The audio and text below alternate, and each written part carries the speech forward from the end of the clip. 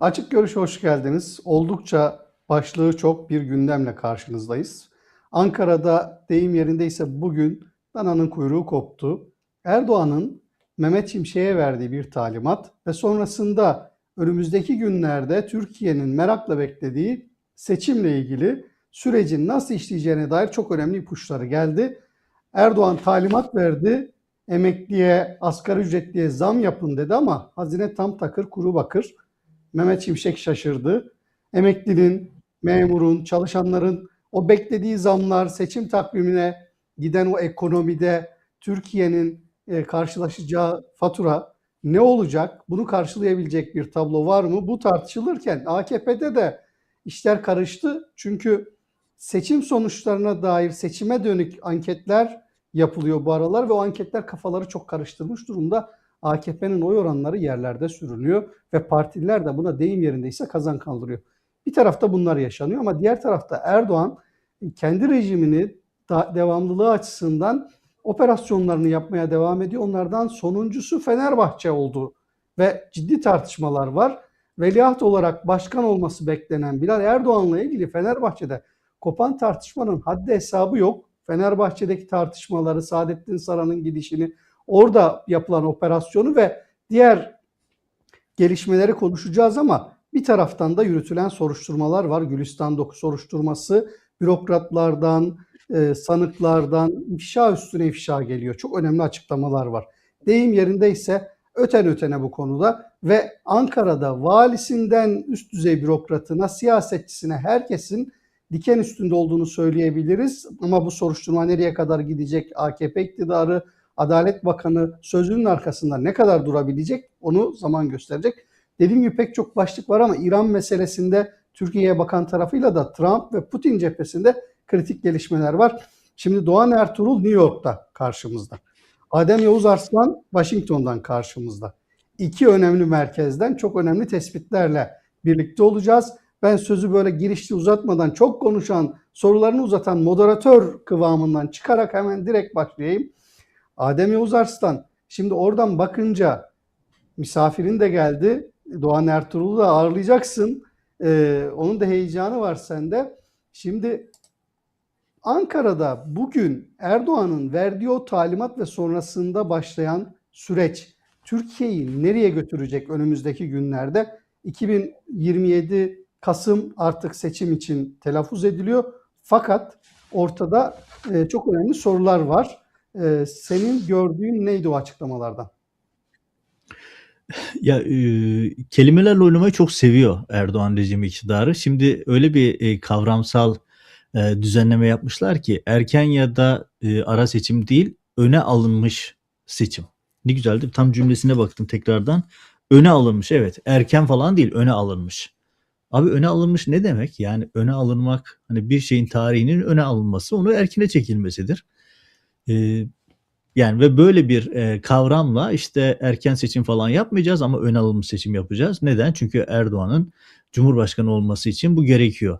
Orada çok enteresan bir söylem ortaya atmışlar ki bence aslına bakılırsa tam anlamıyla iflasın ifadesi. Ne gibi? 25. yıl. Hani 25 yıl, dile kolay ya. 25 yıl. Yani 30 yaşına ve altındaki hiçbir kimse Erdoğan'dan başka siyasetçi tanımıyor lider olarak. Yani başkan, cumhurbaşkanı vesaire olarak düşünürsen. Ya bir nesil böyle geçti ve şimdi diyor ki Adalet ve Kalkınma Partisi olarak 25 yıldır iktidardayız. İşte yeni seçim sloganımız huzur ve istikrar. Adalet ve kalkınma ölmüştü. Şimdi huzur ve istikrar diyorlar. Adalet ve kalkınmayı söyleyemiyorlar. Huzur ve istikrar diyorlar. Huzur ve Huzur ve istikrar İstikrar tabii çok... Partisi yapalım adına Adem, ne diyorsun? Ya huzur ve istikrar deyince aklıma benim kötü şeyler geliyor. Yani çünkü istikrar dediğin zaman aklıma mesela benim dünyanın en huzurlu, en istikrarlı ülkesi muhtemelen Kuzey Kore'dir. Yani onlara göre bakarsak işte istikrar zaten var. Huzurlu olduklarını da söylüyorlar. Suriye'de de mesela istikrar vardı. Ne bileyim Türkmenistan'da da istikrar var. Ne bileyim işte mesela şeyde Gambiya'da mıydı, Kamerun'da bir tane lider var. Herhalde 60 ile yakın oldu. Yani adam ölünceye kadar şeyde kalıyor. Bütün ömrü başkanlıkta geçti. Yani böyle bir realite var. Şimdi düşün, Adalet ve Kalkınma diye gelen bir partide bugün adaletten bahsedilemiyor, kalkınmadan da bahsedilemiyor. Onun yerine şunu diyorlar, ya etrafımızda bir sürü savaş var. Tamam işler kötü ama en azından Biz burada duralım da istikrar olsun falan gibi bir kampanya yürütüyorlar. Yani bu da aslında Erdoğan rejiminin hikayesinin bittiğini gösteriyor bana kalırsa. Yani neden seçime gitme konusundalar. Ha bir de orada şöyle ince bir şey var. AKP kulislerinde konuşulan. Mesela diyorlar ki olabildiğince geç ama normal takviminden biraz erken alacağız. Çünkü o zaman Erdoğan'ın Cumhurbaşkanlığı'nın yolu açılacak. Seçim adaylık yolu açılacak. Peki neden şimdi değil? Mesela neden önümüzdeki sonbahar değil de 2027 sonbaharında Ece'nin başkanlık süresinde niye fedakarlık etsin adam diyorlar. Yani düşünebiliyor musun? Yani niye fedakarlık etsin? Sonuçta olabildiğince uzun başkanlık süresini niye kısaltsın ki? Olabildiğince uzatsın. Ne kadar uzatırsa o kadar iyi diyorlar. Yani bütün özü hikayesi şu. Yani ortada bütün o söylemlerin vesairelerin tek bir nedeni var. Devleti, bütün sistemi Erdoğan'a uydurmak için üretilen bir kampanyadan ibaret. Ama tekraren söylüyorum, yani Adalet ve Kalkınma diye gelen ama bugün Adalet ve Kalkınmadan bahsedemeyip halkı işte huzur ve istikrar diyerek ya biz gidersek işte elinizdeki 2 kuruş da gider batarsınız bakın her tarafta savaşlar var noktasıyla korkutmaya çalışan bir 25 yıllık iktidarın özetiyle karşı karşıyayız. Evet, özet bu. Ekonomik faturası çok ağır. Onunla yüzleşiyor Türkiye. Doğan Ertuğrul, şimdi seçim deyince hemen tabii kesenin ağzını açma meselesi var. Erdoğan istiyor, Mehmet Şimşek şaşkın. Emekliler, işte işçiler, asgari ücretliler biraz heyecan yaptı ama tablo öyle çok göründüğü gibi değil. Zaten hakları olan zammı seçim rüşveti olarak onlara sunacak bir lider var ama bu liderin parası pek kalmamış gibi, ülkenin hazinesini tüketmiş gibi. Sen nasıl görüyorsun o tartışmaları? Valla o tartışmalar için anlaşılması için model olabilecek bir gelişme yaşadı son bir haftada Türkiye. Malum maden işçileri sokaktaydılar ve maden işçileri maaşlarını alabilmek için sokaktaydılar. Maaşlarını alabilmek için. Başka hak, artıdan hak talep ettikleri için filan bile değil. 9 gündür sokaktaydılar yanlış hatırlamıyorsam. Yüzlerce kilometre, 100 küsur kilometre kadar yol yürüdüler. Büyük bir direniş sergilediler. Sonuçta İçişleri Bakanlığı garanti vermiş ve efendim maaşınızı vereceğiz demişler. Bağımsız Maden Sendikası'nın organize ettiği eylemler sonrasında. Bu aslında Türkiye'deki tabloyu gösteriyor. Yani iktidara yakın bir doğal olarak başka türlü olma ihtimali var mı? Yıldızlar diye yanlış hatırlamıyorsam bir holding madenin sahibi.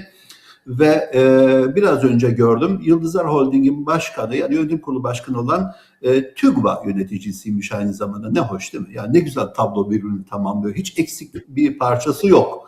Ondan sonra ve İçişleri Bakanlığı devreye giriyor. İçişleri Bakanlığı devreye girmesi hani normalde Çalışma Bakanlığı'nın falan devreye girmesi gerekiyordu değil mi? İçişleri Bakanlığı devreye giriyor. Burada madencilerin sokakta olmasından büyük bir rahatsızlık duyulduğunu anlamak mümkün. Yani muhtemelen bastırabiliriz falan düşünüyorlardı ama dirençli oldukları ortaya çıktı ve tamam garanti vermiş bunu gösteriyor. Burada genel ekonomik tabloyu göstermesi bakımından aslında toplumun büyük kesimleri, çalışan kesimler başta olmak üzere benzer durumlarda olduğu ve henüz sokağa inmediği, rahatsızlığın artık boğaza dayandığı, gırtlağa dayandığı çok belli. Senin söylediğin gibi ekonomik olarak rejimi finanse edebilecek durumda değil. Ayrıntılarını muhtemelen konuşuruz. Sabahleyin gördüm ben. Bakın yani rejimi doğru anlamak, içinde bulunduğumuz ve bize sunulan pembe tabloların aslında gerçeği göstermediğini anlamak bakımından güzel bir örnek var. Akın Gürlek konuşmuş. Bilmem nerede ne önemi var. Akın Gürlek her yerde konuşabilir ve konuşmasının da ne anlama geldiğini görmek lazım. Ülkeye yabancı sermayenin gelmesi konusunda konuşmuş Akın Gürlek. Ne alaka değil mi? Öyle bir laf var değil mi? Ne alaka? Akın Gürlek'in meselesi midir? Efendim yasal düzenlemeler yapmak lazım. Yabancı sermayenin gelmesi için falan filan tahkim konusunda düzenlemek yapmak lazım. Çünkü yabancı sermaye gelmiyor. Bütün nedeni, öncelikli nedeni, her şeyden öncelikli nedeni sermaye güvenliği yok. Hukuk güvenliği yok ülkede. Yani hukuksuzluğu bu hale getirirseniz maden işçisinden öğretmenine oradan sermayelere çökmeye varana kadar var olan tablo bu. Bu durumda eli mahkum. Seçim ekonomisi yapmadan seçime girebilme ihtimali yok. Seçim ekonomisi de muhtemelen daha önce olduğu gibi Mehmet Şimşek'le yapamayacak. Muhtemelen ayrıntılar yine konuşuruz. Mehmet Şimşek yine, o tabirimi mazur görsün izleyiciler, topun ağzına konulmuş vaziyette.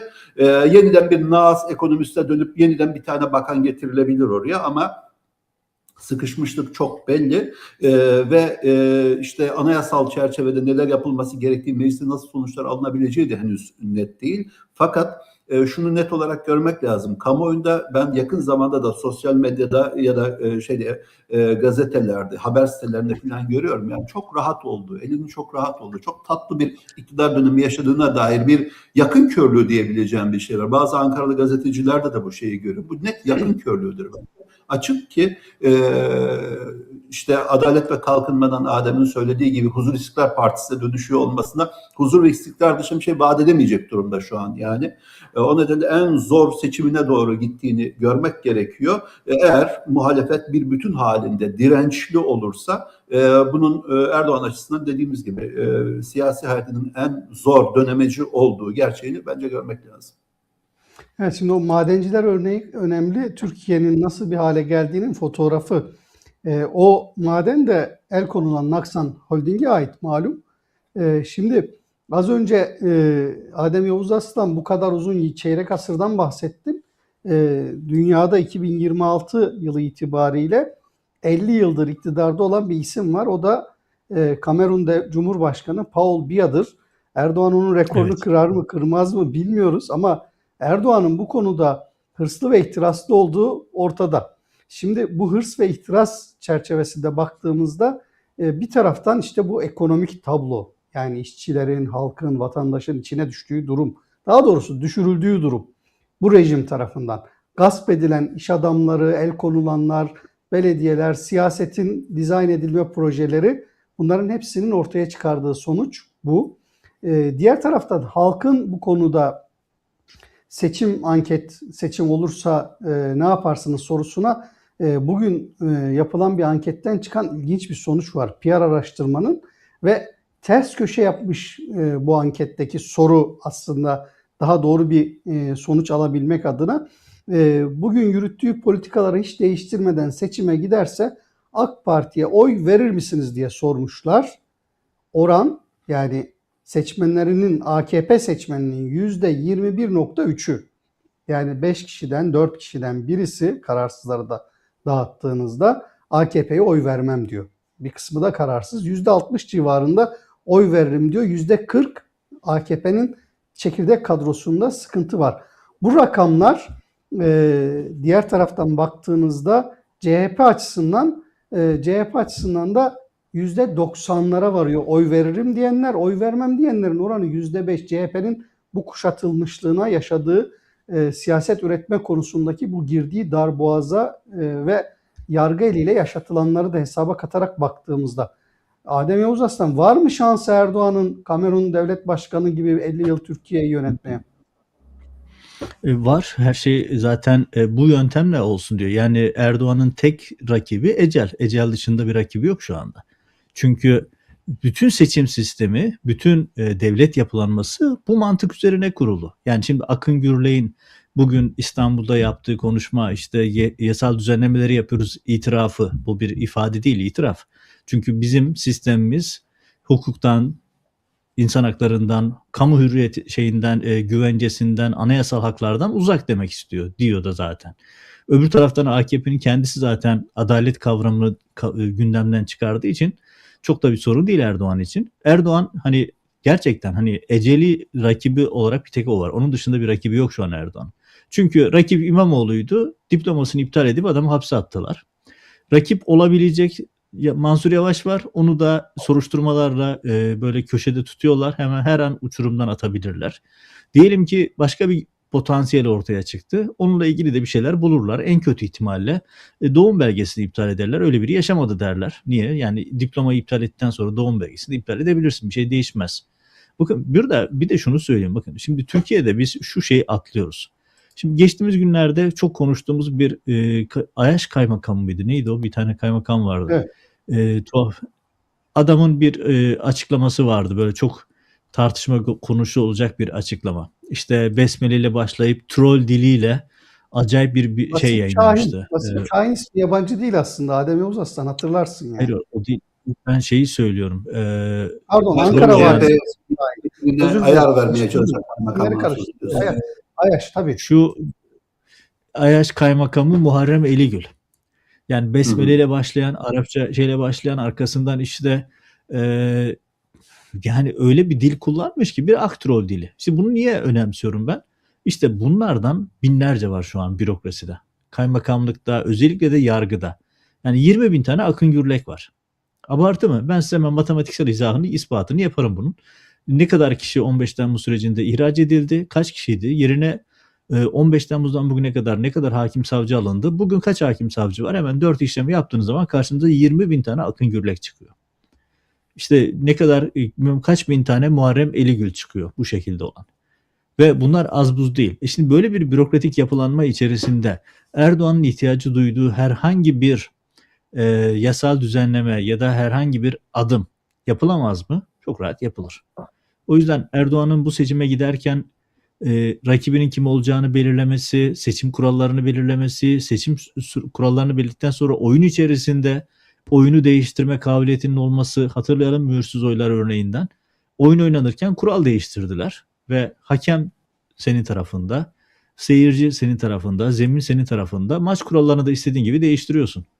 O yüzden realist olalım. Yani bu şartlar içerisinde Erdoğan girdiği seçimi kaybetmez. Sorun seçime girebilecek mi, giremeyecek mi?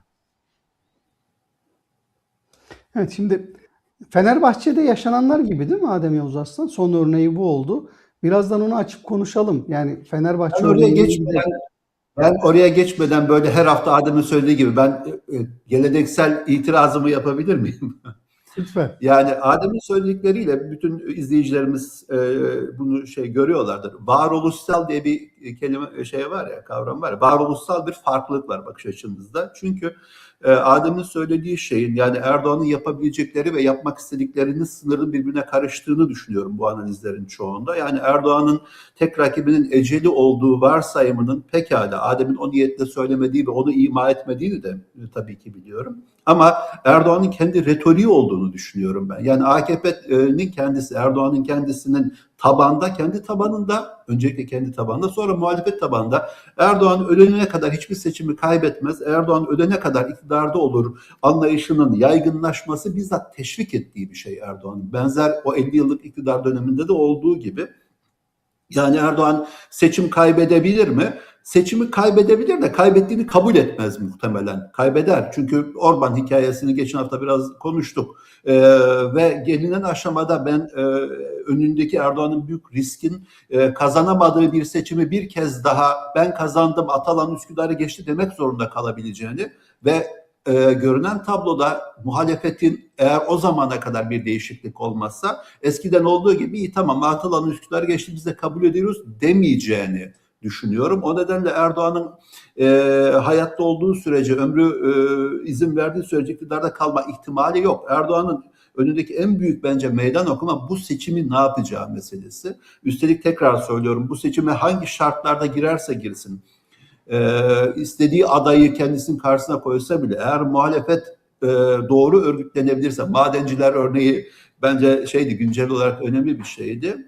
Seçimi tanımayacağını açıklayan bir muhalefetin, çünkü İmamoğlu söylemişti, Cumhurbaşkanı adayının hapiste olduğu bir seçim meşru değildir demişti. Bu hat üzerine devam ederse, İmamoğlu'nun girmediği bir seçimi ya da Mansur Yavaş'ın oyun dışı bırakıldığı bir seçimi muhalefet aday gösterse bile göstermeden de olabilir. O muhalefetin vereceği bir karar ama meşru kabul etmediği takdirde Erdoğan'ın bununla yüzleşebilecek durumda olduğuna inanmıyorum. Bu rejimin bununla yüzleşebilecek durumda olduğuna inanmıyorum. Öyle olduğu için Erdoğan dünyaya seçim kazanmış lider ve kazandığı toplum tarafından muhalefet öncelikli olmak üzere kabul edilmiş lider olarak çıkıyor. Muhalefetin seçimi tanımadığı, seçim şartlarını tanımadığı bir durumda Erdoğan'ın iktidarı devam ettirme, ben kazandım dese bile devam ettirme ihtimalinin bu seçim dahil ben olmadığını düşünüyorum. Peki benim buradaki temel itirazım da şu. Yani geleneksel itirazlara karşılıklı devam edelim.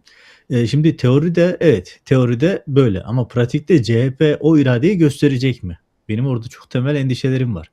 Yani İşte geçen hafta ben o Mansur Yavaş konuda daha ne her desin? programda bunu Ya ben her programda bunu konuşuyoruz. Şeyi söylemeye çalışıyorum. Yani yarın ne olacağına dair o ihtiyat kaydını ben de koydum. Ama şu an CHP ile AKP arasındaki yaşanan şey, İmamoğlu'nun hapiste olması ya da mutlak kutlan davasının kendisi, aralarında bir gösteri yapmıyorlarsa, onun öyle olduğunu gösterir hiçbir işaret yok bence. Aralarında bir bu konuda mutabakat olmadığını, CHP'nin eskisinden farklı olarak direndiğini, İmamoğlu'nun adaylığından vazgeçmediğini, kendisi önünde bir cumhurbaşkanlığı ihtimalinin doğduğunu düşündüğü için e, direnme kararı verdiğini ben düşünüyorum. Yoksa hiç bunlarla uğraşmazdı CHP. Niye mutlak kutlan saldırısıyla uğraşsın, nihai çözümlemede iktidarla işbirliği yapacaksa diye yorumluyorum. Öyle söyleyeyim yani. Şimdi Adem Yavuz Aslan, yani biraz daha açalım buradaki tartışmayı, bir örnekle açalım. Bugünkü sıcak bir örnekle açalım. Yani şimdi mesela muhalefete yaptığı operasyonlar ve bu operasyonlardan görünen o ki anketlere bakılınca hala tam bir sonuç alabilmiş değil ve bu operasyonlara devam edecek. Cumhuriyet Halk Partisi bu anlamda Erdoğan'ın ana gündem maddesi ve orada operasyon çekecek. İmamoğlu artık iyice Erdoğan'ın bu anlamda bir risk olmama durumuna kadar hapiste kalacak. Selahattin Demirtaş'tan ses çıkmayacak. Mansur Yavaş diken üstünde olacak. Bu operasyonlar devam edecek. Ama diğer taraftan mesela sonuç aldığı bir operasyon görüyoruz. Sıcak bir örnek. Fenerbahçe. Yani çok yakın bir tarihte Fenerbahçe Başkanı Saadettin Saran'la ilgili yaşanan süreç, yani soruşturma, gözaltı hakkındaki iddialar ve bugün Saadettin Saran Fenerbahçe'de kongreyi bıraktı ve görünen o ki artık Fenerbahçe bu anlamda Erdoğan'ın tam istediği kıvama geldi. Bu örnekten hareketle Türkiye Design Projesi ve Fenerbahçe'de bugün yaşananlara baktığın zaman, diğer taraftan orada Fenerbahçe'de Bilal Erdoğan faktörü de konuşuluyor. Onu da ilerleyen sürede açarız. Yani şöyle ifade edeyim, benim bildiğim Fenerbahçe Bilal Erdoğan'ı kabul etmez. Yani o kadar da kolay değil. Ama şu olur, daha önce örneklerini gördük. Erdoğan'ın işaret edeceği, Erdoğan'ın sözünden çıkmayacak. Nasıl Yıldırım Demirören Beşiktaş örneğinde yaptıysa benzeri bir örneği Fenerbahçe'de deneyebilirler. Ama Fenerbahçe camiası Bilal Erdoğan'ı yani ben de isim vermedim ama aklıma gelen isim o. Çünkü o da görünüşe göre adaylardan birisi. Bence burada sorun kimin yeni Fenerbahçe başkanı olacağı kadar bu süreci nasıl geldiğimiz. Ve asıl soru işareti şu, milyon dolarlık soru şu. Saadettin Saran nasıl kurtuldu? Yani kulislerde ben inanılmaz rakamlar duyuyorum. Yani Ankara kulislerinde konuşulan rakam çift sıfırlı ve milyon dolar. Yani böyle bir şey, çift sıfırlı derken çift rakamlı, pardon, çift sıfırlı deyince yüzün üzerine çıkıyor. Çift rakamlı ve milyon dolar konuşuluyor. İşte Saadettin Saran'a çökülmesi meselesi. İşte düşünsenize, ya basit bir soru soralım arkadaşlar. Hepimiz meslekte 30 yıl geçtik. Türkiye'de herhangi bir savcı Fenerbahçe başkanlığının bir spikerle bir takım gönül eğlencesi olduğunu, ara sıra ot çektiğini düşünerek operasyon yapabilir. Bu sarayın talimatı olmadan, bir operasyon olmadan yapılabilecek bir şey mi? Değil. Bunda hepimiz hemfikiriz değil mi? Yani bu sadece İstanbul'daki savcının kendi kafasıyla hareket ettiği bir hareket değil. Peki bunu niye yaptılar? Saadettin Saran'ı işte şov yaparak gözaltı, işte testler, işte o normalde sızmaması gereken bilgilerin hepsinin çarşaf çarşaf sabahta yayınlanması, o malum çetenin oradaki tetikçilik süreçleri, arkasından Saadettin Saran dizi çöktü, görmesi gerekenleri gördü, arkasından meclis 23 tane resepsiyonundaydı. Orada Erdoğan'la el sıkıştı ve bugün de başkanlıktan çekiliyor. Bu denklemin hangi şartlarda, hangi borsaları görerek gerçekleştiğini Türkiye'de bilecek kadar hepimiz tecrübeliyiz. Dediğim gibi yani benim duyduğum bazı rakamlar var. O rakamlarla Saadettin Saran'ın dosyasının halledildiği tırnak içerisinde söyleniyor. Ve bu da sürpriz değil çünkü bunun sayısız örneğini gördük. Burada ne olacak? Fenerbahçe'nin fayda var Adem Yavuz Aslan, küçük bir giderken sen Fenerbahçe'nin yapıyorsun ya, seçime ben de sana yapayım. Bir hatırlatma yapayım. Ela Rumeysa Cebeci de 3 gün önce ev hapsiyle tahliye oldu. Evet. Ya burada Mehmet Akif Ersoy'u niye salmıyorlar diye sormak lazım. Çünkü hepsi o kalıyor, o niye çıkmadı? Onu da soralım o zaman. Şimdi burada ben şu kısmındayım. Fenerbahçe'nin önemli, mesela şimdi Galatasaray, Fenerbahçe, Beşiktaş gibi kulüpler önemli. Yani neden önemli? Türkiye seçime giderken bu kulüplerin mutlaka ve mutlaka kontrol altında olması gerekiyor. Çünkü tribünler bir ateşleyici role sahip. Yani bir Fenerbahçe tribünlerinden, Galatasaray tribünlerinden her maçta hükümet istifa diye sloganlar falan yükselirse bu istenmeyen rejim adına olayları tetikler. Böyle bir endişeleri var. O yüzden tribün liderlerini ele geçiriyorlar. Tribün liderlerine satın alınma var. Oraya adım adım bir operasyon geliyor ve Fenerbahçe'de şu anda yapılan da o. Saadettin Saran'ın böyle çekilmesi, işte kulüpteki bütün önemli isimlerin görevden alınması, ayrılması da tam olarak bu operasyonun bir yansıması. Erdoğan seçime hazırlanıyor ama seçime hazırlanırken de sahayı düzenliyor. Hani diyorum ya, maça çıkıyorsunuz, futboldan devam edersek, zemini belirliyorsunuz, kendi kalenizi küçültüyorsunuz, rakibin kalesini büyütüyorsunuz, hakemleri satın alıyorsunuz, VAR'da da hileli montajlı görüntüler kullanıyorsunuz falan filan. Yani sonuçta maça çıkıyorsunuz. Rakip takımın çok iyi bir forveti var, Messi'si var. Messi hemen alıp adamı oyundan atıyorsunuz. İmamoğlu cezaevinde. Öbür başka bir yıldız oyuncu, onu atıyorsunuz. İçeriye de işbirlikçi oyuncular koyuyorsunuz. Böyle bir maçta nasıl bir sonuç beklenebilir ki? Yani sonuç adım adım böyle farklı bir yere gidiyor Fenerbahçe cephesinden baktığımızda ve Türkiye özeti. Doğan Ertuğrul, şimdi Bilal Erdoğan faktörü var burada. Fenerbahçeliler biraz böyle erken bu anlamda tepki göstermeye başladılar. Bilal Erdoğan'a takımı kaptırmayacaklarına yönelik şeyler söylüyorlar ama Bilal Erdoğan'ın da o eski sene başında başlayan rüzgarı artık kırılmış durumda.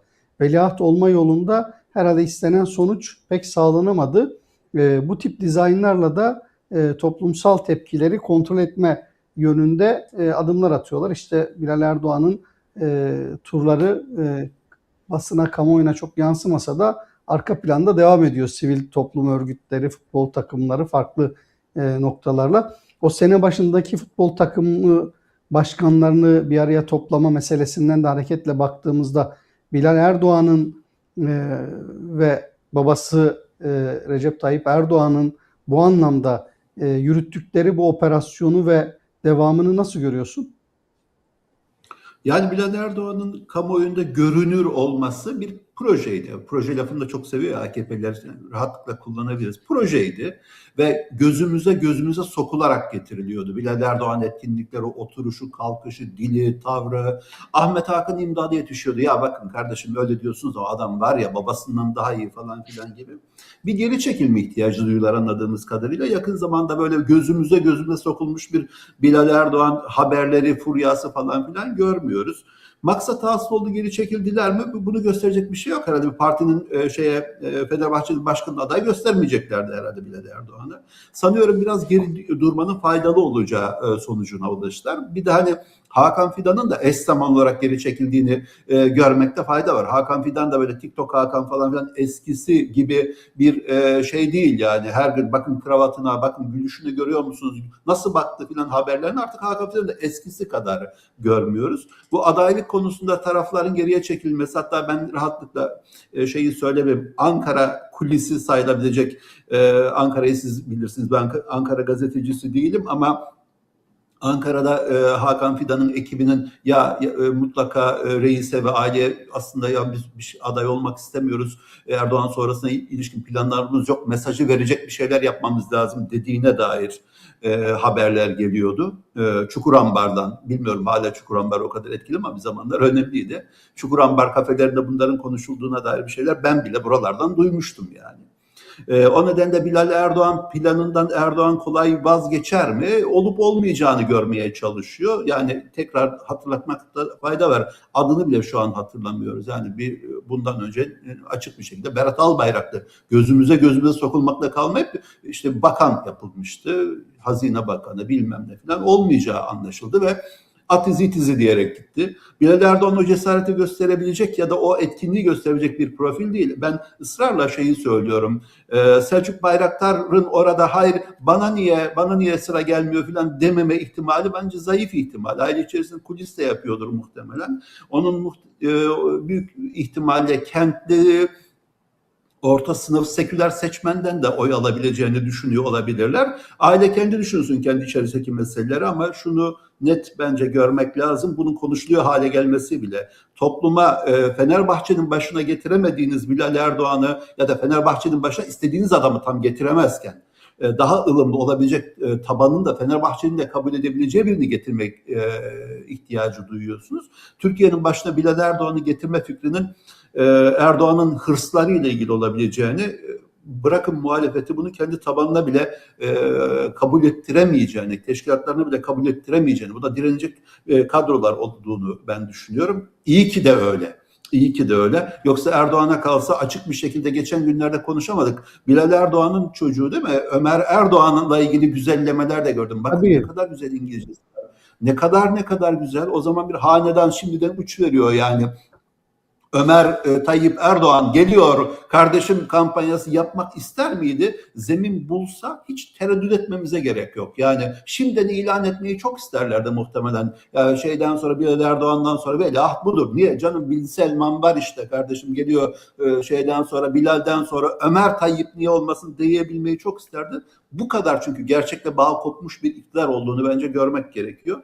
Buna Türkiye'ye düşen, Türkiye'nin muhalefetin, hatta muhalefeti geçtim iktidar yanlarına düşen Türkiye'yi bu hale düşürmemektir. Orada hangi nedenle olursa olsun, hangi kamplaşmalarla ilgili olursa olsun iktidar cenahında da yok artık diyenler olduğunu görmek Türkiye açısından, düşünün ki nelere kaldık, umut verici bir gelişme olarak bile bence okunabilir.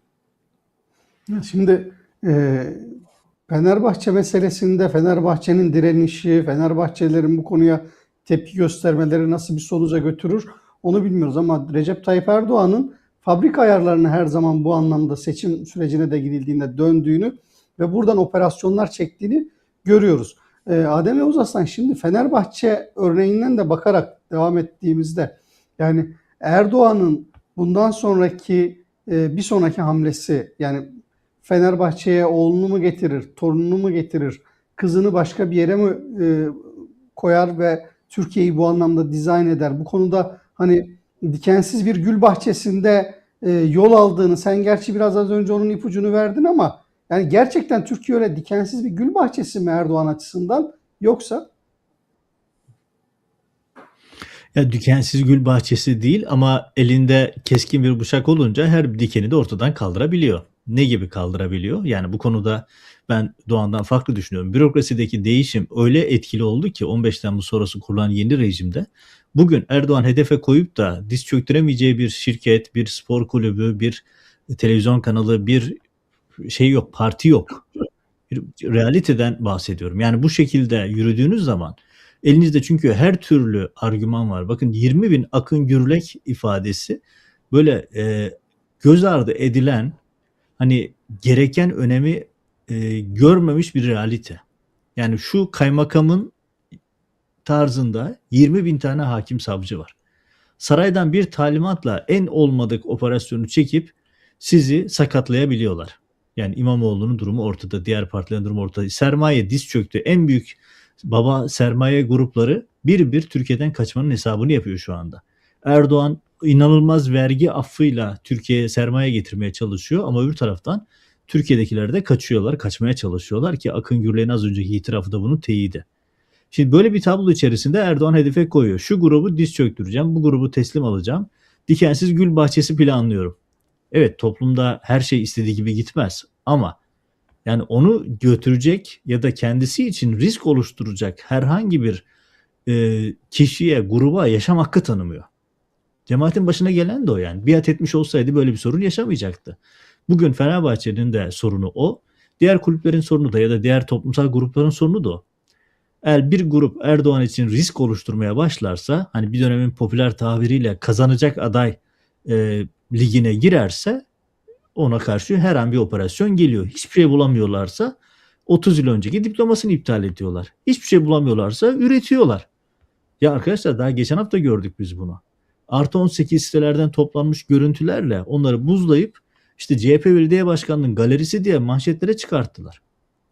Sonra bakıldı ki ya bunlar artı 18 sitelerden toplanmışlar. İlgisi yok, gerçeği yok. Tamam, yani o başkanın yatacak yeri yok, ayrı bir konu ama yani bu kadar pervasız bir yapılanmadan bahsediyoruz. Üretmeleri zor değil ki. Herkes ilgili her şeyi üretecekler. Ben belki sen konuyu oraya getireceksin Bedrettin ama ben getirmek isterim Adem'in bıraktığı yerden.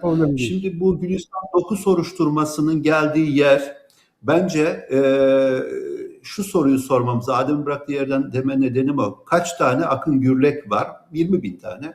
Kaç tane Süleyman Soylu ya da kaç tane Hakan Fidan ya da kaç tane bilmem ne var sorusuyla beraber düşünmemiz gerekiyor bence. O nedenle bunu niye söylüyorum? Tolga Şardan'ın bugünkü yazısı bir zamanlar rejimin içinde ne olduğunu anlamak için asker içerisinden bilgi sahibi gazeteciler diye bir klişe Fikret var Bilal'e ya. falan bakardık. Tabii onlara bakardık, bilmem ne yapardık. Şimdi Tolga Şardan'ın bugünkü yazısı şahane. Ben bir virgül atayım, sen soracağını sor, hadi oradan devam edeyim. Şimdi ben de aynı şeye geleceğim de bir tane de Anayasa Mahkemesi Başkanımız var, Kadir Özkaya. Bugün Cumhurbaşkanı Erdoğan'ın gözünün içine baka baka o bürokratlara, az önce sizin söylediğiniz Akın Gürleklere, Süleyman Soylulara, siyaset cephesinden Süleyman Soylu diye örnek verelim, yargı mensuplarına, bütün herkese, toplumun hepsine dedi ki kul hakkını dedi ibadet temizlemez dedi. Hani Ayaş Kaymakamı besmele ile başlıyor söze, mesajını veriyor. Bütün bu bürokratlar hepsi bu anlamda böyle bir yaklaşım içindeler. Şimdi birazdan o gülümser doku, o kul hakkını, bu iktidar dönemindeki o safsaklamalar, sümen alt etmeler ve bütün o kirli bürokratların nasıl yükseltildiğini, o valinin bile daha birkaç hafta öncesine kadar yeniden atanmasının nasıl gündemde olduğunu Türkiye bugün şok ederek, şok içinde kalarak öğreniyor. Ama Anayasa Mahkemesi Başkanı da diyor ki kul hakkını ibadet temizlemez diyor. Bu ne perhiz, bu ne lahana turşusu Doğan Ertuğrul. Yani Burada araya girebilir miyim ya? Burada araya tabii. girebilir miyim? Yani bu Anayasa Mahkemesi Başkanı'nın konuşmasında bir kesiti sosyal medyaya koydum. Sizce bunu kim söylemiştir diye. Diyanet İşleri Başkanı değil dedim cevabın içerisinde. Ya bakın, kul hakkı önemlidir. İbadetle af olmaz. Haram yiyen insanların gönül gözleri gerçeği göremez. Midede haram lokma olursa ne takva ne de fetva kurtarır. Haram yiyen insanların gönül gözleri gerçeği göremez. Haram ile abad olanın sonu berbat olur. Tamam, bunu Erdoğan'ın karşısında gözün içine baka baka söylüyor Kime ama ya söylüyorsun bir dakika, bunu? bunu kime söylüyorsun? Bir soru, bir de ya siz hukukçu kimliğiyle bunu ya Diyanet İşleri'nde ya da bir cuma hutbesinde cami imamı mısınız? Ya bir hukuk devletinde sizin Anayasa Mahkemesi'nde konuşmanız gereken konuşma bu mu? Yani şunu mu demek Zaten bu istiyorsunuz? itiraf, Ya yani bu itiraf, bu başkan diyor ki yargı bu halde diyor, bu haldesiniz diyor. Tövbe edin, kurtulun demeye getiriyor yani benim anladığım. Hiç öyle bir Yani şey demiyor neden bence. Ben tamamen Adem gibi demiyor düşünüyorum mu? bu konuda. Ya kesinlikle yani olup biten her şeyi temize çekme konuşması o. Her şeyi temize çekme Hmm. konuşması. Erdoğan'ın huzurunda Erdoğan'ın gözünün içine bakarak falan filan da söylemiyor. Erdoğan'ı temize çekmek için söylüyor bence. Yaptığı her şeyi meşrulaştırmak için söylüyor bence. Türkiye'deki sistemi meşrulaştırmak için söylüyor bence. Çok açık bir şekilde. İtiraz etmesi gerekmeyen hiçbir şeye itiraz etmeyip, Anayasa Mahkemesi'ni doğru dürüst işletmeyip Erdoğan'ın karşısında her sene yapıyor bunu. Yeni işte hukuk geçen sene de yargı ağlamıştı. yıl açılışında da yapıyor. Evet. Geçen sene de ağlamıştı yani Yani aynı şey. tabii yani orada bence burada görmemiz gereken kesinlikle tamamen Türkiye'deki hukuksuzluklara, sistemin çöküşüne, yargının çöküşüne, adaletsizliğin diz boyu olmasına karşı olup biteni temize çekme konuşması. Bunu dini bir söylemle yaptığı takdirde vay arkadaş ne kadar da kul hakkına sahip falan filan, o konuşmanın tamamı oradaki muhatabını temize çekme konuşması, ondan beri tutma konuşması. Çünkü verdiği örnekler falan filan dikkate de alındığı zaman o. Ama her sene bunu yapıyor. Erdoğan da bunu dinliyor. Çünkü kendisiyle alakası yok. Öyle bilmemizi istiyor yani. Ve şey konusunda tamamen mutabıkım.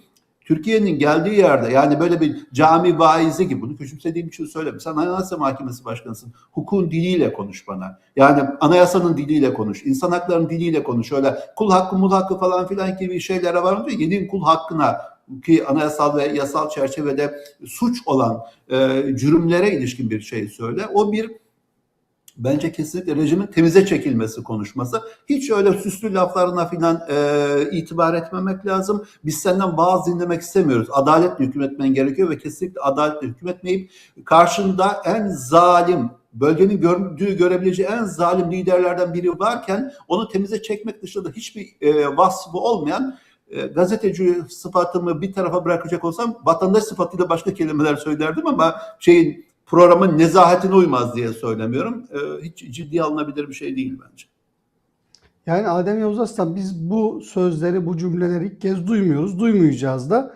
Ve bunun kılıfı hep böyle olacak. Adalet Bakanı Akın Gürlek burnunda diyelim, yani işte son Gülistan Doku operasyonuyla beraber Sümen Tapuları altındaki cebinde dosyayı, diyelim. evet, yani tapuları Tapuları cebinde cebinde, güzel. güzel güzel, tapuları cebinde, yatları limanda, Yani, neyse işte yani artık katlarını, yatlarını, tapularını geçtim ben de. Toplumun gözünün içine baka baka işte faili meçhulleri aydınlatıyoruz falan filan yaklaşımına da gir. Kendi devri iktidarlarında, kendi bakanları döneminde, yani az önce Doğan Ertuğrul söyledi, Tolga Şardan'ın işaret etti işte Süleyman Soylu meselesinde olduğu gibi. Kendi İçişleri Bakanları, kendi Adalet Bakanları, hepsinin olduğu dönemde üstü örtülmüş. Belki arkadaşlar şimdi ekrana da getirebilirler. Getirirlerse de çok mutlu olurum. Gülistan Doku'nun yeni çıkan 2 görüntüsü var o genç kızcağızın. Gülistan Doku gibi onlarca, yüzlerce faili meçhul var. Kadınlar, çocuklar, bu devir iktidarları döneminde işte 90'lar diyoruz da 90'lardan daha vahim diye, vahim demeyelim, kıyaslamayalım, ama 90'ları aratmayacak faili meçhuller yaşandı. Ve öğretmen adayı gencecik bir kız sınıfta öğrencilerine sarılmış, şarkılar söylüyor, onlarla iletişim kuruyor ve sonrasında ona yaşatılanlar var ve 6 senedir Türkiye'nin gözünün içine baka baka baka o soruşturmalar yürütülmüyor, o yalanlar söyleniyor. Söyleyenler de aynı iktidarın bürokratları, bakanları ve en tepedeki ismi. Şimdi bizden de bu numarayı yememizi istiyorlar. Şimdi sen bu manzara karşısında bu kızın ailesinin yaşadığı, onun gibi işte başka isimler de vardı. O isimleri de sayıp soruyu da uzatmayayım. Sen biliyorsun, AKP milletvekillerinin adının geçtiği, Mehmet Ağar'ın adının geçtiği hadiseleri. Yani bu yalanı daha ne kadar sürdürecekler ve bu yalana inanmamak için elimizde ne var? Şimdi önce bir şey söyleyeyim. Tolga Şaldar'ın yazısına bir refere etmişti Doğan. Orada çok önemli bir ayrıntı daha var. Yani güvenlik bürokrasisinde konuşulan konu nedir? Bu olayı soruşturması için görevlendirilen baş müfettiş kim? Baktık ha, kimmiş bu baş müfettiş? İsmini de söyleyelim, Arif Yıldırım. AKP Mersin milletvekili adayı olmuş. Kazanamayınca İçişleri Bakanlığı'na geri dönmüş. Sonra iktidarın referansıyla bir özel şirket yöneticiliğine geçmiş. Oradan sonra tekrar İçişleri'ne geri dönmüş. Ve Süleyman Soylu'nun bakanlık koridorlarında abi diye hitap ettiği, saygıda kusur etmediği bir baş müfettişten bahsediyoruz. Ve Gülistan Doku soruşturması ve süreçteki gelişmeleri müfettiş olarak inceleyecek. Ne bekleriz? Ne beklemek lazım? Şimdi yine dönüyorum, aynı yere gidiyorum ama bunu çok önemsediğim için söylüyorum. 15 Temmuz'da Türkiye'de rejimi değiştirdikleri için yerine koydukları bütün bürokrasideki o emniyet, yargı ve askeri bürokrasinin kökten değiştirilmiş olmasının böyle bir sonucu otomatik olarak doğdu. Çünkü öyle bir kadro oluşturdular ki eskiden hani o çok tukaka ettiğimiz Türkiye'de böyle bir şey olmazdı. Bir İçişleri bürokratı gider iktidar partisine aday olur, kaybeder, sonra geri gelir, tekrar o kritik görevlere atanır. Sonra bakanla bu kadar yakın olduğunu herkesin bildiği bir isim dönüp bakanın temel zanlı olduğu, ana zanlı olduğu dosyaya soruşturmaya gönderiyorlar, öyle mi? Evet, öyle. Şimdi bugün İçişleri Bakanı işte işçilerle konuşuyor. Bence madencileri çok pas geçmeyelim. Orada çok önemli ipuçları var sürece dair. Ya İçişleri Bakanlığı'nın işi midir? Şirket yöneticilerini çağırıp maaşları ödeyin deyin, ben garanti veriyorum, eylem bitirin demek. Yani bu yeni sokaktan Türkiye'nin çekin işte diyor. Erdoğan rejimi. Evet. Neden? Çünkü sokaktan korkuyorlar. Çünkü o insanlar orada sokakta günlerdir eylem yaparak Erdoğan'ın kabusu oldular. Şimdi İçişleri Bakanlığı'nın devreye girmesi tam olarak Erdoğan'ın işte bu yeni modelinin bir yansıması. Şimdi bu Gülistan Doku meselesinde ya bir devlet çürümesi, bir sistemin her şeyle çürümesini sadece bir olayda anlat dersen burada anlatabiliriz. Ya vali işin içerisinde, İçişleri Bakanlığı'na uzanan boyutu var, emniyeti var, yargısı var, hastanesi var, sağlığı var, medyası var, yurt dışına kaçırılan adamları var. Yani yok işin içerisinde. Devlet bir bütün olarak el birliğiyle bir kızcağızı öldürüp üzerinde delileri karartmış ve yıllardır da o dosyaların üzerinde oturuyorlar ki birisi kalkıp da bunu aydınlatmaya falan çalışmasın diye. Şimdi kritik nokta şu. Neden baş müfettiş önemli? Bakın şu ana kadar geldiğimiz her yerin ucu Süleyman Soylu'ya çıkıyor. Ucu Jandarma Genel Komutanı o dönemde Arif Çetin'e çıkıyor. Bakın Tunceli Emniyet Müdürü, o dönemin emniyet müdürü halihazırda Yılmaz Delen, halihazırda sorguda yanlış bilmiyorsam Yalova'ya atanmıştı, Yalova Emniyet Müdürü. Onun da zaten geçmişi çok karanlık, özellikle IŞİD saldırılarla ilgili çok kritik süreçlerde büyük ihmalleri var. Şimdi bakalım onda ne yapacaklar? Şimdi ama yani siz Süleyman Soylu'ya çıkacakken bu hadise, bu olayı bu şekilde kapatması için bir baş müfettiş koyduğunuz zaman biz bunun bir imaj çalışmasının ötesinde olduğunu düşünüyor muyuz? Hayır. Bir de diğer nokta şu. Akın Gürlek dedi ki işte biz bütün faili meçhullere bakacağız. Sonra baktık ya ben pot kırdım. Bazılarına bakacağız diye tavsiye etti. Bakın bazılarına bakacağız. Bütün faili meçhul dosyalara bakmak için bir daire başkanlığı kurdular ya, 7 tane yeni birim kurdular Adalet Bakanlığı'nda. Ha bu ara şunu da söyleyeyim. Yani güvenlik bürokrasisinde, yargı bürokrasisinde şu konuşuluyor. Hakan Fidan dış işlerini yeni MİT'e çevirdi. MİT'teki yapılanmayı dış işlerine getirdi. Akın Gürlek de emniyet yapılanmasını Adalet Bakanlığı'na taşıyor. Çünkü kurulan 7 genel müdürlük daire başkanlığının 6'sı doğrudan Emniyet Genel Müdürlüğü'nün görev ve yetki alanına giren işlerle ilgili. Yani bir paralel içinde paralel kuruyorlar. Bu da ayrı bir güç mücadelesi orada. Ama şöyle bir sıkıntısı var bu sürecin. Yani siz hala faili meçhul savcı diye kimliğinde o zaman yani Adem Yavuz Aslan. Savcı Abi kimliğinde o adam zaman pratikte savcı şunu rolünü yaptı. oynayacak. Bakın Adalet Bakanı adam gibi pratikte, davranmayacak yani. İçişleri Bakanlığı o hayır yüzden emniyeti onu ilk günden buna söylüyorum. Adam İstanbul'da Türkiye Başsavcısı modelinin stajını yaptı. Normal şartlarda başsavcıların yetki şeyleri bulunduğu yerle sınırlıdır. Şimdi savcıların yani olay yeriyle ilgili sınırlıdır. Ama İstanbul'da başsavcı modeli geliştirdiler. Şu an Türkiye'de tam olarak bir Türkiye Başsavcılığı modeline Akın Gürlek gidiyor. Artık bir yetki sınır falan bir şey kalmadı. Bakın o kurdukları, yani uzatmamak için detaylara girmiyorum. Kurdukları başkanlıklar tam olarak emniyetin ve şeyin İçişleri Bakanlığı'nın alanındaki yerler. Ve Adalet Bakanlığı kendi içinde ayrı bir paralel yapı kurdu.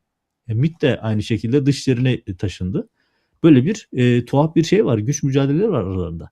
Ama asıl esas soru şu. Ya siz faili meçhul dosyası derseniz karşınıza kimler çıkar? Mehmet Ağar çıkar. Türkiye'deki faili meçhullerin en bilinen dosyaların en başında Mehmet Ağar'ın dahil olduğu, sanık olduğu JITEM dosyası var. Veli Küçükler çıkar. Kürt iş adamlarının infazı süreci.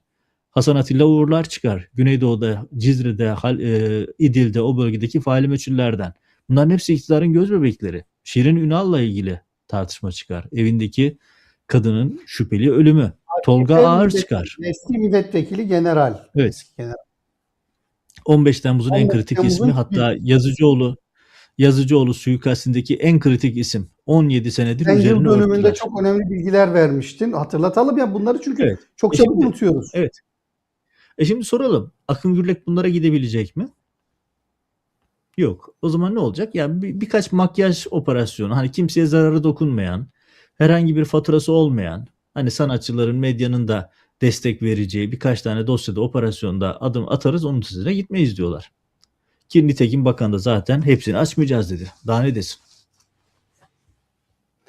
Yani şimdi Doğan Ertuğrul bilirkişi olarak atadıkları isimler, o yönlendirmeler, Adalet Bakanlığı'nın açıklamasına bakınca az önce görüntüleri geldi. Bu kızcağızın annesinin, ailesinin, Türkiye'nin diğer hadiselerde de, diğer isimlerde de olduğu gibi yani duygularını bu kadar böyle açık sömürmeleri, kullanmaları, üstünü kapatacakları bir dosyayı böyle aralayıp herkesi bu anlamda bir kez daha yaralamaları ne anlama gelir? Umurlarında mı sence? Umurlarında değil. Çünkü bu Onların dosya umurunda Gülistan değil. Tabii, Umurlarında evet. olsalar Gülistan 25 senedir bu dosyaları açıp takip ederlerdi. 25 Tabii. senedir üzerine örtüyorlar ve bütün Adalet Bakanları, bütün İçişleri Bakanları ve en başta tabii Cumhurbaşkanı bu işin baş sorumlusu. Tabii şöyle ben sürecin kendisini, yani Gülistan Doku soruşturması yeniden başlatılmasını bu programlarda konuştuğumuzu hatırlıyorum. Bir, davanın sonuçlanması için değil, rejim içi hesaplaşma olduğunu inandığımı net olarak söylemiştim. Gün geçtikçe her şey bunu bence daha fazla gösteriyor. İkincisi, bu iktidar içi hesaplaşmada güç dengeleri değişirse, aynen Ayhan Bora Kaplan hikayesinde olduğu gibi bu soruşturmayı yürütenlere de karşı dava açılma ihtimalini yabana atmamak lazım demiştim. Çünkü bu rejimin kendisinin, iktidarın kendisinin tek blok olmadığını görmek gerekiyor. O nedenle biraz önceki konuştuğumuz, bıraktığım yerden devam etmeye çalışayım. Madem dedi ya, yani efendim 20 bin tane Akın Gürlek var. ve sordum yani kaç tane acaba Süleyman Soylu, kaç tane Hakan filan, kaç tane bilmem ne var. Çünkü bu soruşturma oraya doğru gidiyor. Yani düşünün ki Akın Gürley'in talimatıyla başladığı, Akın Gürley'i parlatmak üzere başlatılan bir soruşturmada Süleyman Soylu ekibine dokunuluyor belli. Süleyman Soylu ekibinden valiler, belki İçişleri Bakanları gözaltına alınıyor falan filan. Ama hop soruşturmanın başına Süleyman Soylu'nun adamlarından biri getiriliyor. Bu bir reste rest demek olarak bile bence pekala anlaşılabilir. Nereye kadar gideceklerini göreceğiz. Ama başlatılan soruşturmaya Süleyman Soylu'nun adamlarının getirilmesi, abi diyen Adem'in de aktardığı gibi birinin getirilmesi önemli bir şey. Yani boş durmuyor karşı taraf. Burada Şarda'nın yazısındaki bir başka önemli şey, şu anki valinin başka bir yere atanmak üzereyken Akın Gürley'in müdahalesiyle soruşturmaya dahil edildi. Yani şu anki İçişleri Bakanı'nın daha aktif göreve getirmeliyi düşündüğü bir isimken Tunceli Vadisi Akın Gürley'in devreye girmesiyle soruşturmaya dahil ediliyor ve şu an gözaltına tutuklandı. Buradaki tablo bence Adem'in çerçevesi çok önemli. Düşünün ki Hakan Fidan MİT'ten dışişlerine getirildi. Paralel MİT kurmak istiyor diyorlardı. Ya Akın Gürlek emniyet içerisinde bir paralel emniyet kurmak istiyor. Bu neyin ihtiyacıdır? Bu Erdoğan hadi bakalım yapın dediği için mi öyledir, yoksa elindeki kadrolar arasındaki güç mücadelesinde bazı şeylere mecbur kaldığı için mi böyledir? Yani hadi siz onu kırın, sonra da birbirinizi kırın mı diyor acaba? Yoksa o yönetilebilir hale getirebilmek için kadrolarını, bürokrasiyi yönetilebilir hale getirebilmek için mi buna izin vermek zorunda kalıyor? Bence ikincisinin olma ihtimali daha yüksek. Bu neden önemli? İçişleri Bakanlığı'nın kendisinin kesinlikle çok önemli bir bence tespit. Yani Türkiye başsavcılığı yapmak istiyorsun. Okey, anladım, tamam, yargı falan filan yok zaten. İstanbul Başsavcısıyken de yarı Türkiye Başsavcısı gibi davranıyordun. Neden Adalet Bakanı emniyet bürokrasisinde, aynı iktidarın emniyet bürokrasisi içerisinde güç alanına mücadelesine girer ve bazı birimleri kendi kontrolü altına almak ister? İstanbul'daki soruşturmalar döneminde de, yani başsavcı olduğu dönemde de biliyoruz, polisle iş yapamıyordu. Onunla için jandarmayla yapıyordu. Ünlülere soruşturmaları da jandarma yapıyordu. Her şey süt liman, her şey güllük gülistanlıkken olabilecek şeyler gibi gelmiyor.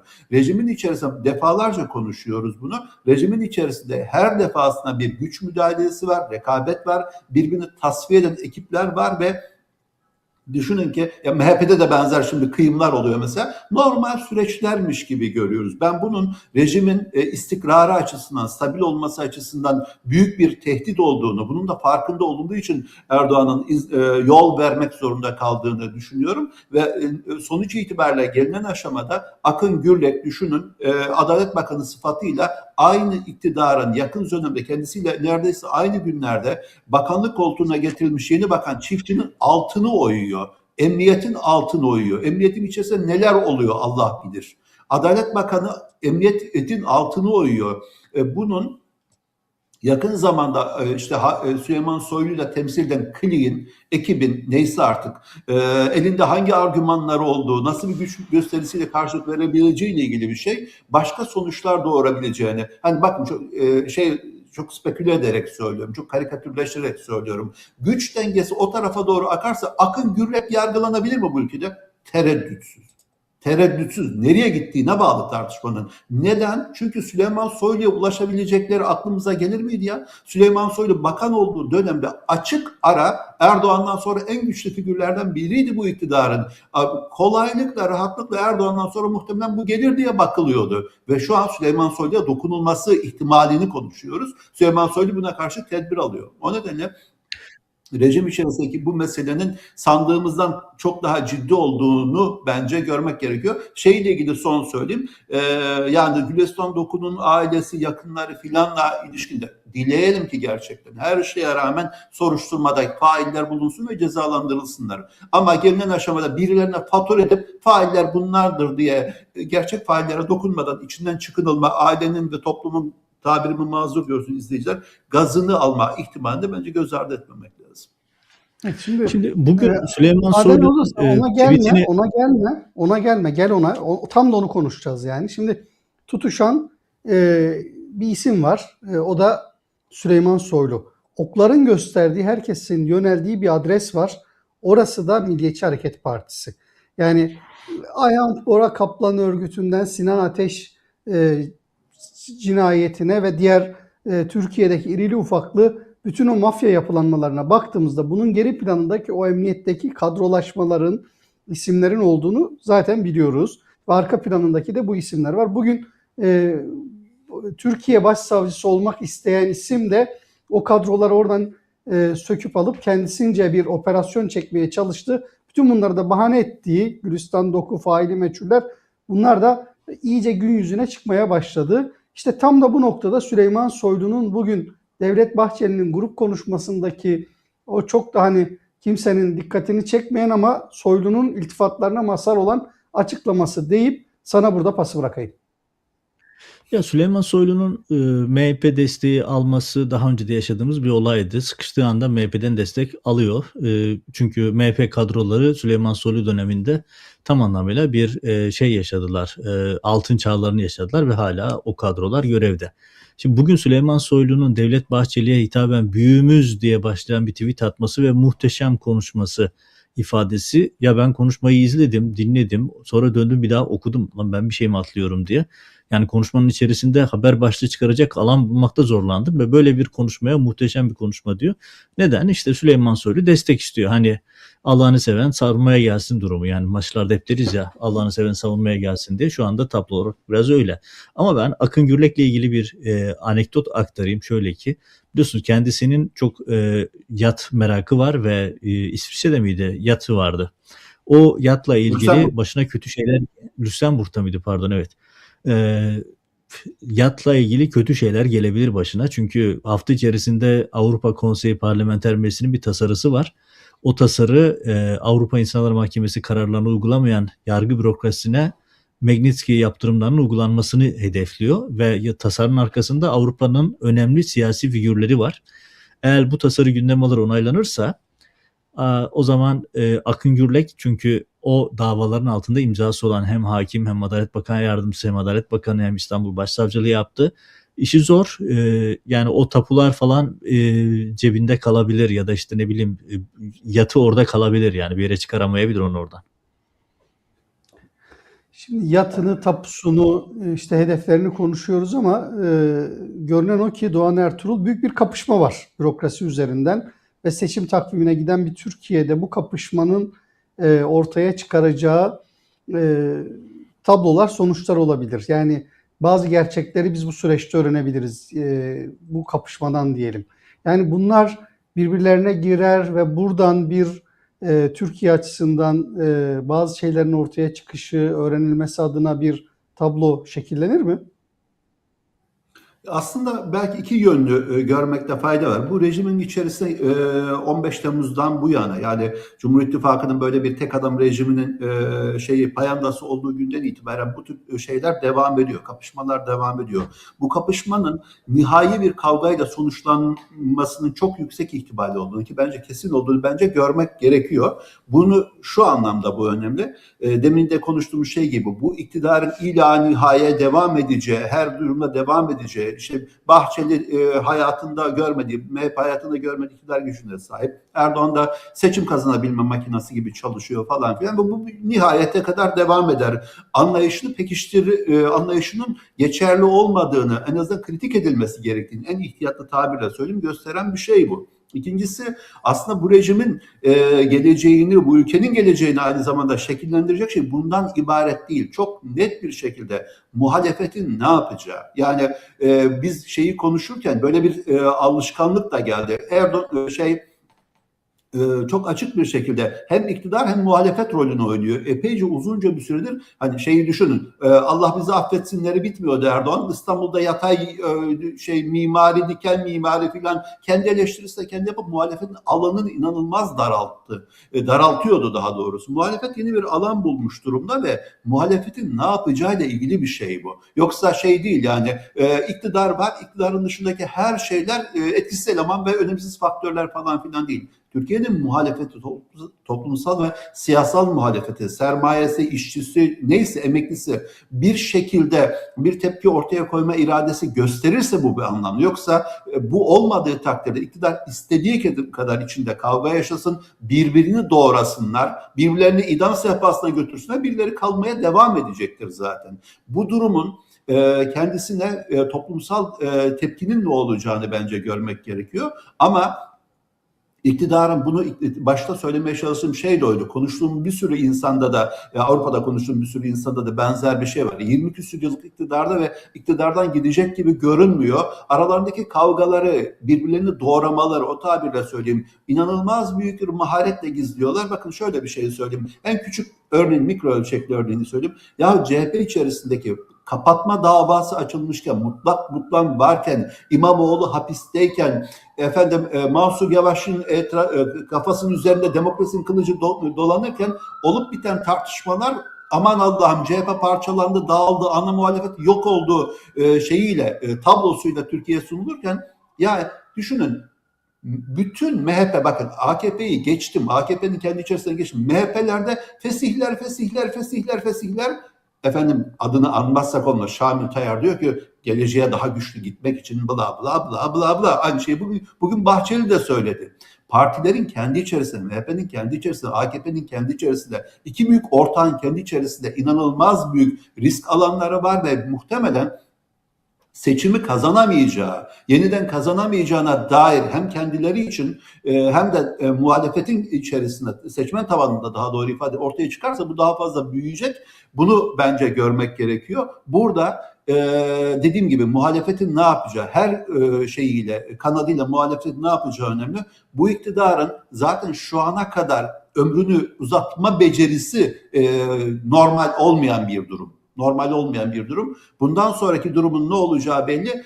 Ben net olarak şeyi söyleyebilirim. İktidarın kendi içerisindeki kavgalara, saflarını sıklaştırma sonucu doğurmayacaksa eğer, toplumun, medyanın ve muhalefetin doğru şekilde müdahale etmediğini, o ayrılmayı derinleştiremediğini düşünüyorum. Muhalefete yönelik en bence gerekli eleştiri bu olabilir. Evet, şimdi takipçilerimizin bu pazar seçim olsa hangi partiye oy verirsiniz anketine verdikleri cevaplar önemli ve sayı da giderek artıyor. Ankete katılanların sayısı. Bu bizim açımızdan önemli. Anketin şu anda arkadaşım da tamamladı, yani ben de aslında biraz daha böyle son dakikalar kullanın oy diyecektim. Biraz reklam yapacaktım ama sonucu vereyim ben. İlginç sonuçlar var. Bu pazar seçim olsa hangi partiye oy verirsiniz? Yaklaşık 500 kişi oy kullanmış. CHP'ye veririm %58. Diğer herhangi bir partiye veririm %21. Sandığa gidip oy kullanmam %16. AK Parti'ye veririm %5 diyor insanlar anketlerde, seçmen davranış açısından baktığımızda. Ama Türkiye'de bütün seçimlerde AKP benzer bir numarayı yapıyor ve yersen bu seçimde de aynı numarayı yapmaya devam edeceği ortada. İçeride de işte böyle ortağıyla, bürokrasisiyle, bütün o devlette devamlılık esastır esasınca baktığınızda bakanlarıyla, milletvekilleriyle, iktidar açısından söylüyorum, maalesef ortaya çıkan böyle bir tabloyla karşı karşıyayız. Adem Yavuz Aslan, içeride böyle büyük bir kapışma var ve kirli ilişkiler, birbirlerine karşı kullanılan şantajlar var. Ama Erdoğan'ın bu İran meselesi de son gündeme olunca uluslararası arenada da zannediyorum içerideki kadar eli rahat değil, dışarıda daha da sıkıntılı ve ilginç gelişmeler yaşanıyor. İşte Trump'ın Türkiye için hesapları, Putin'in çıkışları ve bölgede yeni dizaynlar. Programın sonuna giderken biraz oradan bakalım istiyorum ve burada ilginç bir açıklama var. Yani o FBI analisti Edmonds'ın açıklamaları var. O açıklamaları arkadaşımız şimdi ekrana da getirir. Sibel Edmonds'un Erdoğan'ın önüne şantaj dosyaları konulduğu şeklindeki ifadeleri. Sen Washington'dasın, dünyayı yakından takip ediyorsun. Dış pencereden bakınca bu tabloyu ne söylersin? Bu açıklamaları da dikkate almalı mıyız? Yani bu tip açıklamalara ben ihtiyatlı yaklaşırım. Sibel Edmonds'a da ihtiyatlı yaklaşmak gerektiğini savunuyorum. Ama şu bir realite, Erdoğan'ın Trump'a ve Amerika'ya karşı gardı çok düşük. Yani sadece Trump'a değil Biden'a da öyleydi. Neden? Çünkü yani yaşananlar ortada. Hani komplo teorilerine ya da varsayımlara gerek yok. O da nedir? Amerika Erdoğan'ın mal varlığı ile ilgili bir yasa tasarısını konuştuğu anda Erdoğan yelkenleri indirdi Suriye gündeminde, hatırlayalım. Ve bu konu ne zaman açılsa ya da Erdoğan ne zaman Amerika ilişkileri gündeme gelse öncelikle Halkbank davası ve kendi durumunu gündem yapıyordu. Bakın bugün ayın 28'i, 2 gün sonra Amerikan Adalet Bakanı Amerikan senatörlerine bir cevap vermek zorunda. Amerikalı senatörler geçen hafta Adalet Bakanı'na mektup yazdılar. Dediler ki ya bu kadar kritik bir konuda İran'ın nükleer programı vesaire deyip İran'a savaş açıyoruz ama öbür tarafta İran'ın ambargoyu delip programı finanse ettiği suçlamasındaki temel davayı düşürüyoruz ve hiçbir ceza ödemeden. Bunu bize izah edin dedi senatörler. Yani Halkbank davası durulmuş değil. Ve böyle bir ortamda hani biz şunu net olarak görüyoruz. Hani bunun için böyle dosyaları getirip fiziken önüne koymalarına ya da bunu birinin söylemesine gerek yok. Erdoğan bu konuda tam anlamıyla ipi kaptırmıştı. Yolsuzluk ve bu tip illegaliteler bir ulusal güvenlik sorununa dönüşmüştü ve bu aşamada Erdoğan'ın Amerika'ya karşı elinde hiçbir kart yok. Trump'ın çok sevdiği bir tavır bu kart meselesi. Sürekli söylüyor işte İran'a karşı taşıyoruz, şu anda ellerinde kart yok diyor. Erdoğan'ın elinde hiç kart yoktu. Ve Amerika istediği kartları istediği gibi oynuyor, istediği gibi yeniden karıştırıyor. Şu anda Türkiye'nin durumu maalesef bu. Yani Amerika'ya karşı Erdoğan'ın elinde hiçbir kart yok. Coğrafi avantajını kullandı bugüne kadar ama artık o coğrafi avantaj da bölgedeki değişen dengelerden sonra ne kadar lehine o da tartışılır. Çünkü artık Suriye'de başka bir denklem var. Irak'ta başka bir denklem var. Yani bölgedeki denklemler de değişiyor. Tabii Erdoğan coğrafi avantajını yine kullanmaya devam edecek ama şu haliyle söylüyorum. Erdoğan'ın Amerika'ya ve Trump'a karşı elinde bir açacağı kart yok, sahaya süreceği kart yok. O yüzden Amerika'nın önüne koyduğu planı, programı uygulamak zorunda. Daha önceki bir yayında anlatmıştım. Hakan Fidan Beyaz Saray'a geldiğinde kendisine bir takım ev ödevleri verildi ve Türkiye o ev ödevlerini takip ediyor. Bunların içerisinde neler var? Mesela İran'la ilgili süreçte siz duydunuz mu Erdoğan'dan Amerika'yı eleştiren herhangi bir açıklama, herhangi bir ifade? 160 çocuk bombalanarak öldürüldü. Erdoğan'dan bir kelime ifade duyduk mu? Erdoğan'dan bir kelime eleştiri duyabildik mi? Hayır, duyamadık. Duyamayız da zaten. O yüzden Türkiye-Amerika ilişkilerinde bu daha çok bir taraf patron, öbür taraf bir çalışan memur rolünde maalesef şu anki tablo bu. Şimdi Doğan Ertuğrul, sen Adem Yavuz Arslan'la da bir araya geleceksin. New York'tasın. Ve muhtemelen iki farklı perspektiften Avrupa ve özellikle İran'ı, Rusya'yı yakından tanımanın, Çin'i iyi bilmenin avantajıyla çok iyi bir beyin fırtınası olacak. Ben kıskanıyorum işin açıkçası. Orada olmak isterim. Sohbetinize de belki bir şekilde telefona dahil olmak isterim. Çünkü çok önemli tespitler çıkacağını düşünüyorum. Şimdi sen New York'tan bakınca Doğan Ertuğrul, işte Putin'in hamleleri var, Çin'in hamleleri var, İran meselesi var, Türkiye'nin içine düştüğü durum var ve Erdoğan'ın kendi iktidarı, geleceği adına, rejimi adına yapacakları var. Bu perspektifte bakınca Doğan Ertuğrul, özellikle yani orada senin bakış açını değiştiren bir coğrafi değişiklik, o yolculuk sende bir farklılığa sebep oldu mu? Yoksa yani haftalardır bu ekranda söylediğin noktada duruyor musun?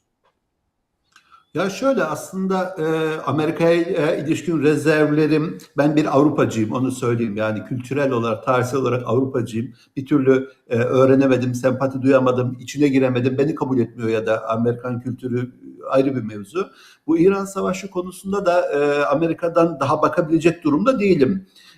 Ama şeyi söyleyebilirim, Avrupa'dan bakmaya devam ediyorum. Avrupa'da değişimler olmaya başladı. Bugün şeyi gördüm. Bu Alman şansölyesi Merz, hani kelimenin tam anlamıyla yürek mi yemiş acaba diyecek laflar etti. Çünkü kazın ayağının öyle olmadığını gördü. Alman şansölyesi Trump'ı eleştiriyor. Hiçbir çıkış stratejin yok İran Savaşı'nda diye.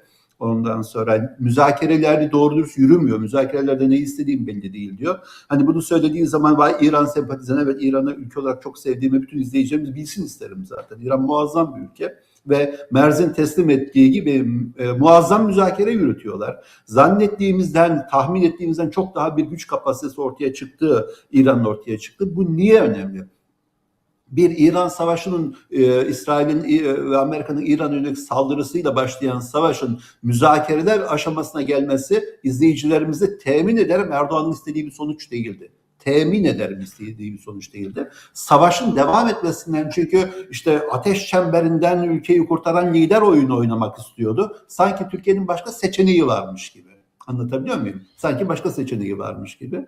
Ondan dolayı bu şey biraz kartlar elinden, Adem'in söylediği gibi kartlar elinden alınıyor gibi görünüyor. İkincisi, eğer İran bu sonuç müzakereden eskiye oranla daha avantajlı çıkarsa bölgedeki İran etkisini artarak, üstelik Körfez'deki İran etkisini de görmek, çok da arttığını görmemiz mümkün. Bu Türkiye'yi yönetenler açısından risk doğurur. Çünkü yapabileceğiniz bir şey. Yani Katar'la arası çok iyi Türkiye'nin filan, ama diğer ülkeler üzerine, Körfez ülkeleri ve Körfez sermayesinin bu kadar mecbur olduğu bir dönemde İran etkisini artırma potansiyeli tanıyor. Bunun karşısında Türkiye'nin maalesef üretebileceği bir oyun planı yok gibi görünüyor. O Hakan Fidan'la ilgili şeyini söylediği, Adem'in söylediği ev ödevlerini yapmayı bu kadar yüceltmesi, evet, İran'ı eleştirdiğinde savaşın başında hatırlıyoruz.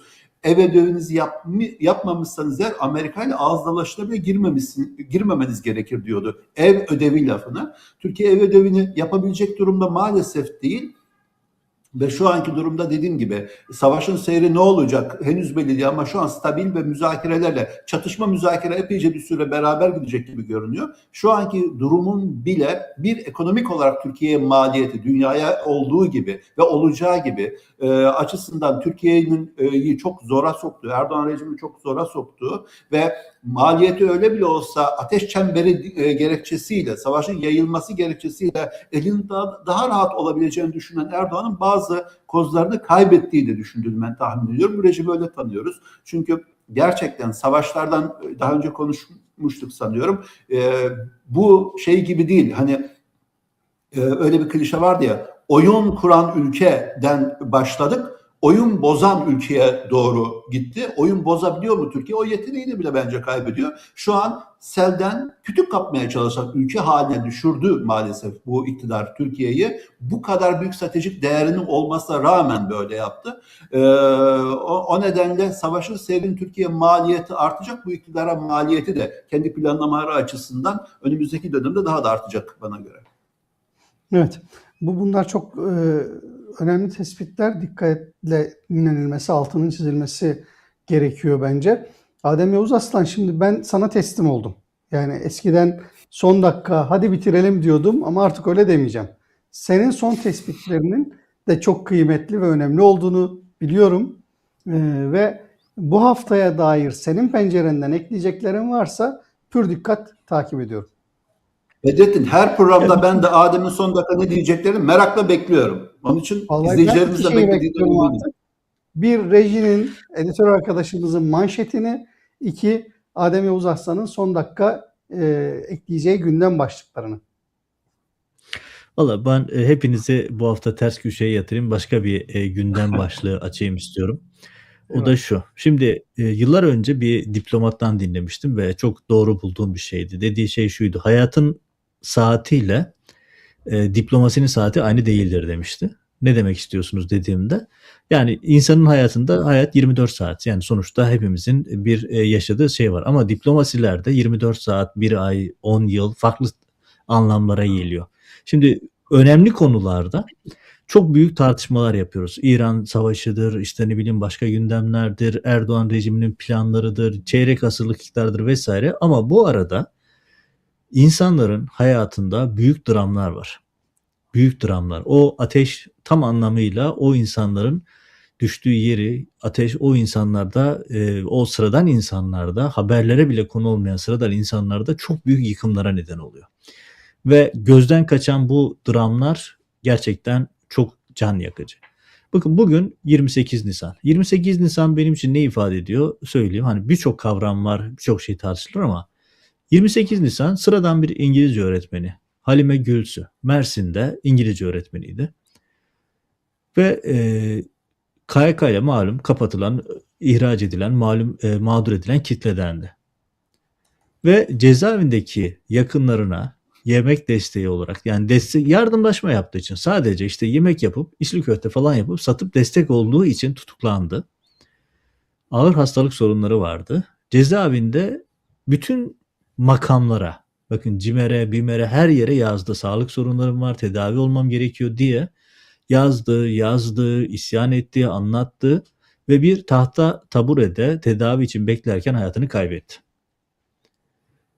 Bir İngilizce öğretmeni, gencecik bir kızcağız, yani daha yeni mezun ve bütün bu süreçler kimsenin gözünde bile bir gündem maddesi olarak yer almıyor. İşte geçen hafta Yusuf Tarık'ı konuştuk, değil mi? Küçücük bir çocuk. O ellerini açıp dua ettiği görüntü vardı ya. İnanın yani hani paramparça etti yani. Ya bu çocuklar, bu insanlar çok büyük dramlar yaşıyor. Binlerce, yüz binlerce insan Türkiye'de şu anda bu dramları yaşıyor. Dünyanın dört bir tarafında yaşamaya devam ediyor. Ama gelin görün ki işte bugün partilerin grup toplantıları, siyasilerin cafcaflı toplantıları, işte Anayasa Mahkemesi Başkanı'ndan Diyanet memuru bir imamın ya da vaizin konuşacağı türden şeyler dinliyoruz. Asıl dinlememiz ve görmemiz gereken şeyler işte bu sessiz sedasız kaybolup giden hayatlardı. Maalesef bunu yine gündemlerine almayan bir ülkeyle karşı karşıyayız. Bu vesileyle de tekrar Allah rahmet eylesin diyelim. Yani çünkü gerçekten çok trajik bir hikayeydi ve maalesef işte benzeri onlarcası gibi sapasağlam girdiği cezaevinden tabutta çıkan gencecik bir kızcağızın hikayesiydi.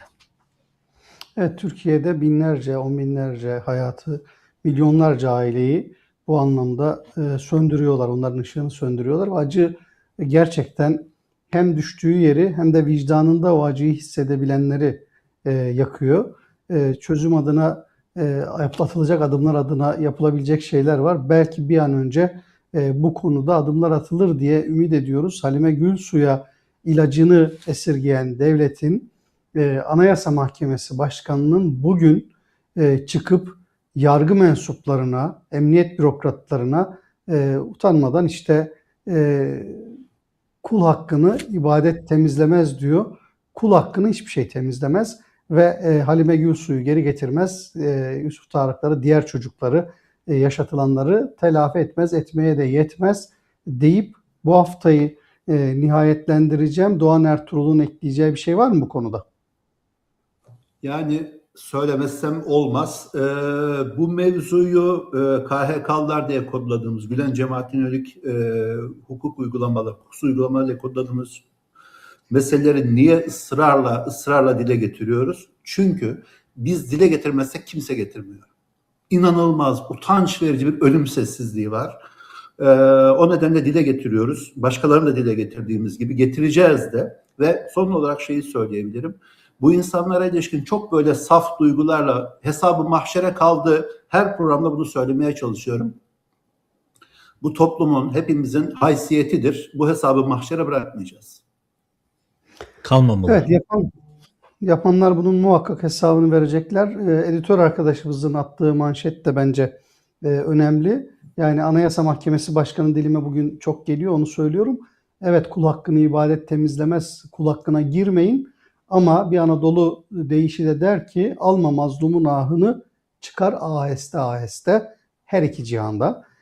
Bu hafta bu şekilde açık görüşü noktalayalım. Doğan Ertuğrul New York'tan, Adem Yavuz Arslan Washington'dan katıldı. Her hafta olduğu gibi bitirirken programımızı lütfen yorum, beğeni, eleştirilerinizi, bildirimlerinizi açmayı, bu linki paylaşmayı ve yorumlarınızı bizimle lütfen paylaşmayı unutmayın. Bu konudaki desteğiniz bizim için kıymetli. Mağdurun, mazlumun ve öğrenmek istediğimiz soruların cevaplarını birlikte alalım ve onların sesi soluğu olalım. Açık Görüş'ten bu haftalık bu kadar. Haftaya yeniden karşınızda olmak üzere Adem Yavuz Arslan ve Doğan Ertuğrul'a teşekkür ederek, sizlere de takibiniz ve desteğiniz için teşekkür ederek iyi akşamlar diliyorum. Hoşçakalın. Görüşmek üzere.